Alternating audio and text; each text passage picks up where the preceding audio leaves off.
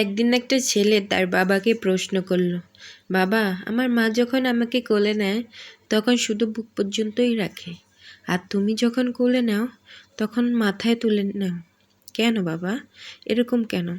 তখন তার বাবা হেসে দিয়ে বলল, শোনো বাবা, তোমার মা যখন তোমাকে কোলে নেয় তখন সে তোমাকে বুক দিয়ে আগলে রাখে।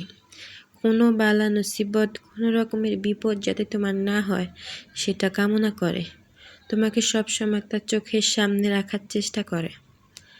আর আমি যখন তোমাকে কোলে নেই তখন আমি সবসময় ঘাড়ে বা মাথায় উঠিয়ে তোমাকে নিতে চাই, কারণ আমি চাই, বা সব বাবারাই চায়, যে তারা যা পৃথিবীতে অর্জন না করতে পেরেছে বা যা না দেখেছে তাও যেন তার সন্তান দেখতে পায় বা অর্জন করতে পারে।